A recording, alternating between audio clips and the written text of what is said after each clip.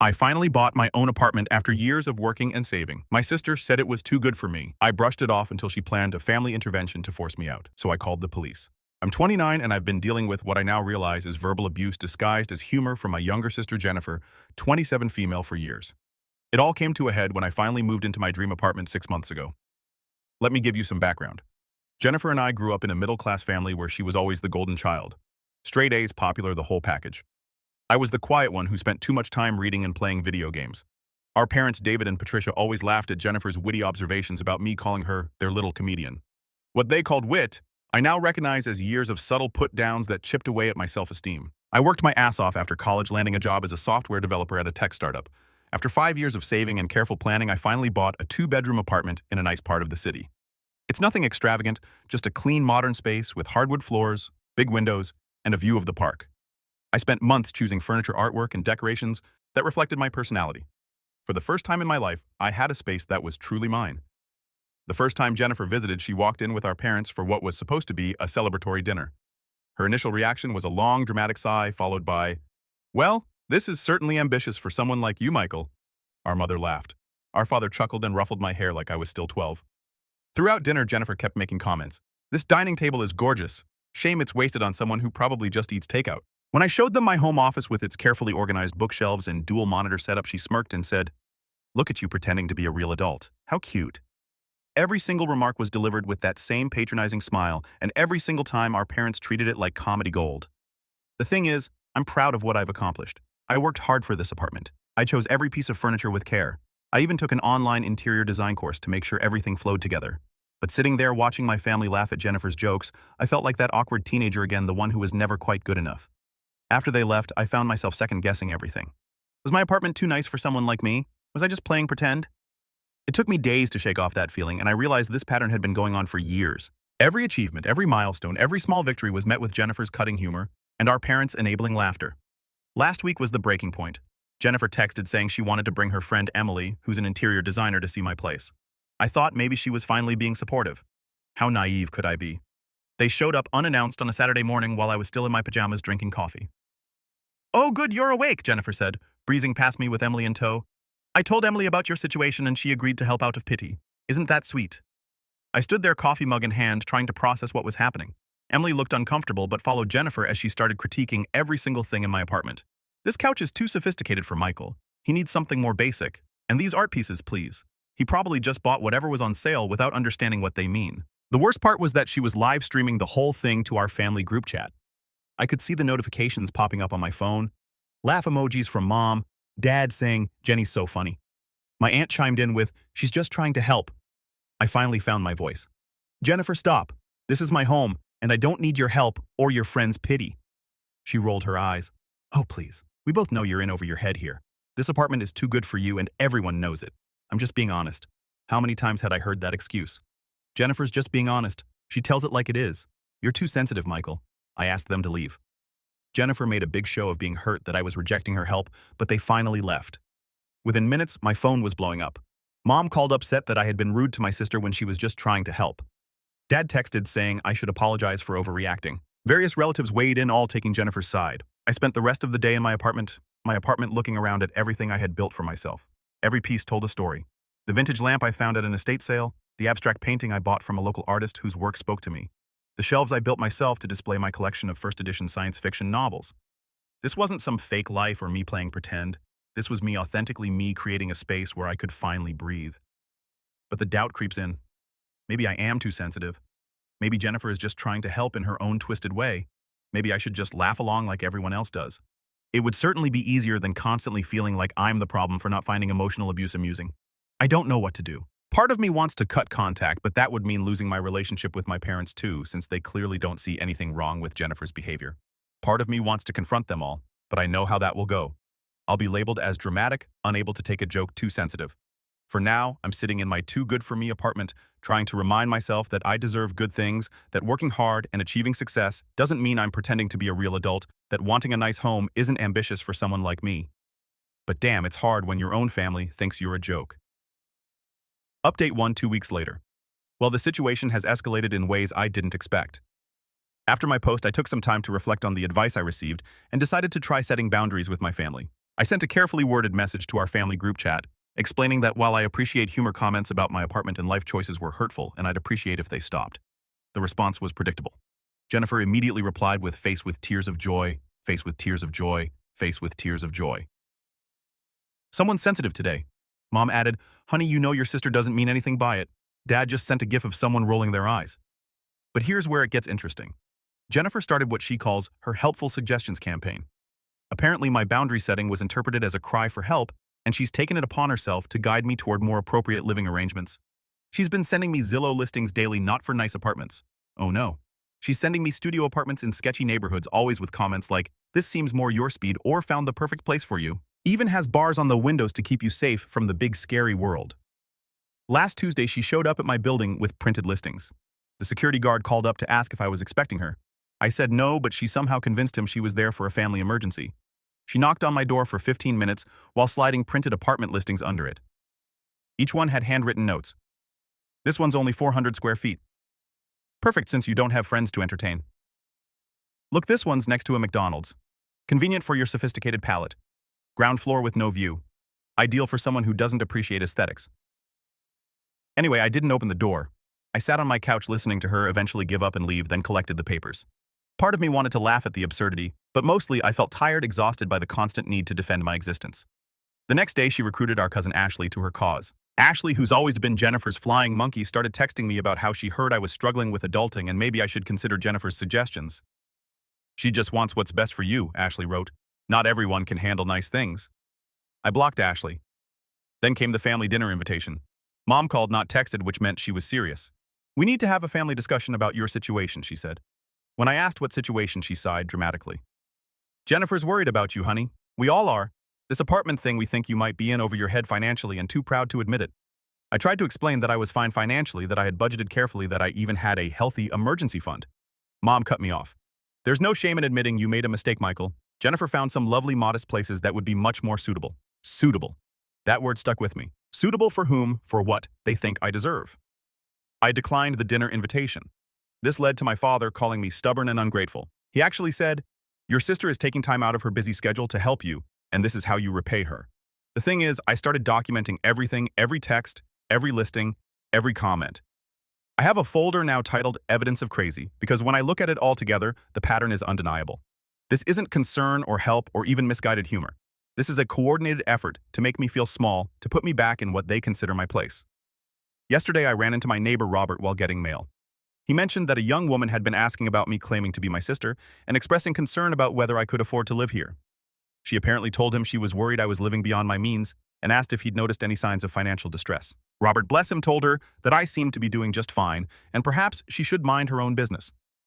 The violation of privacy, the attempt to embarrass me with my neighbors, the sheer audacity of it all, it's breathtaking. But what hurts most is the gaslighting.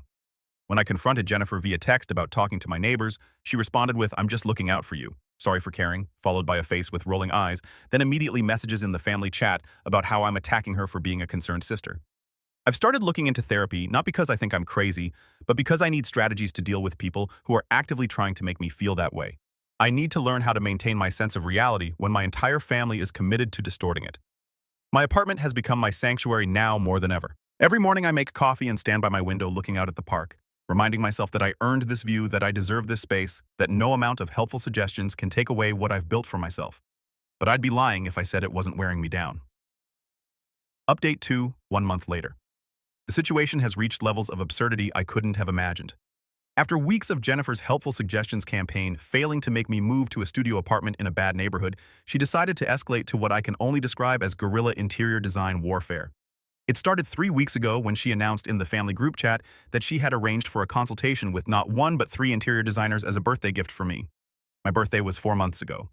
When I pointed this out, she responded that good design is timeless, unlike your current choices. I immediately messaged her privately, stating clearly that I did not want this consultation and would not be allowing any designers into my home. Her response was, already paid for it. Would be such a waste of money. But I guess you're used to wasting things like the potential of that beautiful space. The family predictably rallied behind her. Mom called it such a thoughtful gesture. Dad said I should be grateful someone cares enough to help. Even my Aunt Linda, who usually stays out of family drama, chimed in with free professional advice. Lucky me. I held firm. I told Jennifer that if she showed up with designers, I wouldn't let them in. She said, "We'll see about that," followed by a smiling face with smiling eyes emoji. And that emoji felt more threatening than any angry message could have. Last Monday, I was working from home when my doorbell rang. The video intercom showed Jennifer with three well-dressed women holding tablets and measuring tapes. I didn't answer. She had a key to the building from when I was sick last year and needed someone to check on me, a decision I deeply regret now. So, they made it to my door. The knocking started pleasant enough. "Michael, your design team is here," Jennifer sang out. When I didn't respond, the knocking got louder.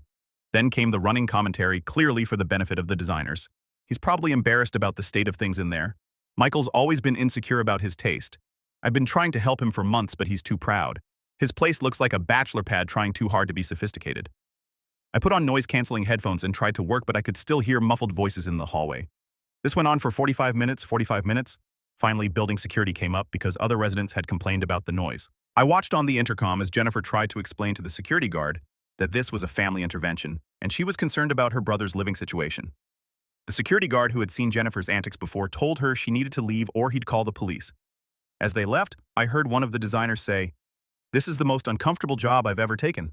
You'd think that would be the end of it. You'd be wrong." The next day, Jennifer started a social media campaign. She posted on Instagram, Facebook, and even LinkedIn about the importance of helping family members who are too proud to ask for help. She didn't mention me by name, but the photos she used were from that first dinner at my apartment, carefully cropped to show my furniture with captions like, "When you see loved ones struggling with adulting, and sometimes tough love means staging an intervention." My phone exploded with messages from mutual friends and distant relatives. "Is Michael okay? I had no idea he was having troubles. Your sister is such a caring person." I spent hours doing damage control explaining that I was fine, my apartment was fine, and no, I didn't need an intervention of any kind. Then came the masterpiece of manipulation. Jennifer created a PowerPoint presentation. Yes, you read that right. A full PowerPoint presentation titled, "Helping Michael Transition to Appropriate Living." She sent it to our entire extended family and several family friends. The presentation included photos of my apartment with arrows pointing out problems like art, too abstract for his comprehension level, Zillow listings for studio apartments with pros like less space to clean and harder to mess up, decorating a timeline of my decline, starting with when I got my job and started thinking he was better than he is, testimonials from family members about times they were concerned about my choices, a financial breakdown of how much money I could save by moving somewhere more suitable. The most infuriating slide was titled, "Signs Your Loved One is Living Beyond Their Emotional Means," with bullet points like owns furniture from actual stores, not hand-me-downs, has artwork on walls, trying too hard, uses coasters, pretentious behavior, owns more than one set of sheets, unnecessary luxury. I couldn't believe what I was seeing. This wasn't just about my apartment anymore. This was about my entire existence being too much for what my family thought I deserved. My Uncle Mark, who's always been the voice of reason in our family, finally spoke up in the group chat. "This seems excessive, Jennifer. Michael's a grown man with a good job." Jennifer's response. "Uncle Mark, with all due respect, you don't see what I see. I'm his sister.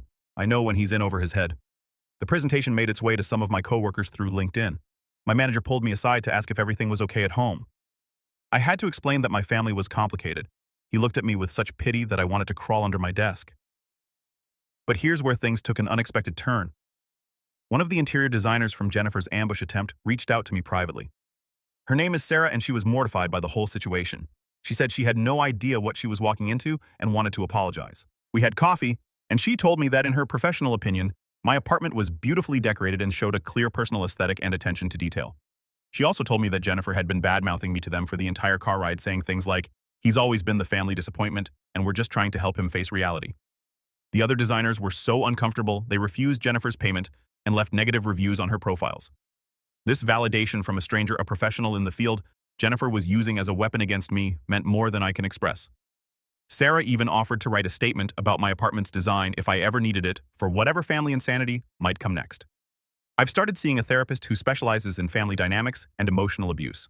In our first session, when I showed her the PowerPoint presentation, she actually gasped. "This is..." She paused, choosing her words carefully. "One of the most elaborate displays of familial undermining I've seen. She's helping me understand that this isn't about my apartment. It's about control. It's about keeping me in the role my family assigned me years ago. The awkward one, the one who doesn't quite measure up, the one who should be grateful for whatever scraps of approval they throw my way.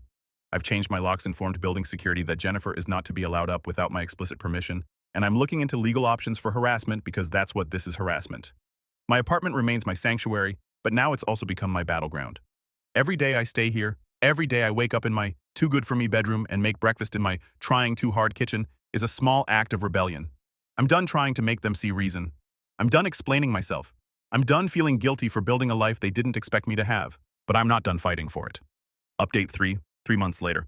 I thought I'd seen the worst of Jennifer's campaign to help me, but the past few weeks have shown me that rock bottom has a basement. However, I'm also happy to report that this update ends very differently than the others, with actual consequences and a resolution I never thought possible. It started when Jennifer discovered this Reddit thread. I'm not sure how. Maybe she was searching for validation online, or someone who knows us both recognized the story. Either way, she was livid. She screenshotted everything and sent it to the family group chat with the caption, "Look what Michael's been saying about us to strangers on the internet." The family response was swift and predictable. I was called ungrateful, dramatic attention-seeking, and my personal favorite from my mother, airing our family's private business to the world. The irony of this statement, given Jennifer's social media campaign and PowerPoint presentation, was apparently lost on everyone. Jennifer demanded I delete the posts. When I refused, she said, "Fine. If you want to act like you're being victimized, I'll show you what real concern looks like." What followed was 2 weeks of escalating behavior that my therapist called an extinction burst, the phenomenon where someone ramps up their negative behavior when their usual tactics stop working. First, she contacted my landlord. She actually found his information and called him to express concern that I might be subletting rooms to afford the rent. She suggested he might want to investigate whether I was violating my lease. My landlord, who's known me for 2 years and has never had a single issue, called me immediately. He was professional, but clearly annoyed at having his time wasted. He also mentioned that impersonating a concerned citizen to make false reports could be considered harassment. Next, she tried to involve my workplace. She didn't contact them directly. Even Jennifer has some limits, but she did start showing up at the coffee shop near my office during lunch hours, hoping to run into my coworkers. She managed to corner 2 of them, expressing how worried she was about my mental state and how I was living in a fantasy world. One of those coworkers, Kevin, came to me immediately. "Dude, your sister is intense," he said. "She spent 20 minutes telling me about how you're living beyond your means and the family is planning an intervention." I had to have an awkward conversation with my manager about my family situation. Thankfully, my work has been stellar, and my manager assured me that my personal life wasn't their concern as long as it didn't affect my performance. But the final straw came 3 weeks ago. Jennifer announced she was organizing a family intervention at my apartment, not asking, announcing. She convinced our parents that my online behavior and refusal to accept help were signs of a serious problem that required immediate action. She had it all planned. She'd used the building key to let everyone in. She'd made copies. Apparently, they'd be waiting when I got home from work. She'd hired a life coach to mediate. The interior designers would be there to show me affordable alternatives. She even arranged for a moving truck to be on standby in case I came to my senses during the intervention. I found out about this plan because my cousin Emily, who'd been added to the planning group chat by mistake, forwarded me the messages. Reading through their discussions about me like I was a problem to be solved rather than a person was surreal. Mom worried about what to bring for snacks. Dad debated whether they should change my locks for my own good. Jennifer had assigned everyone roles like this was some kind of military operation. That's when I decided enough was enough. I took a day off work and consulted with a lawyer. Turns out, I had grounds for a restraining order based on the harassment, the false reports to my landlord, and the planned forced entry into my apartment. The lawyer also said Jennifer making copies of my building key without permission was illegal. I then called the police non-emergency line and explained the situation. They took it seriously, especially the part about a group of people planning to enter my apartment without my consent.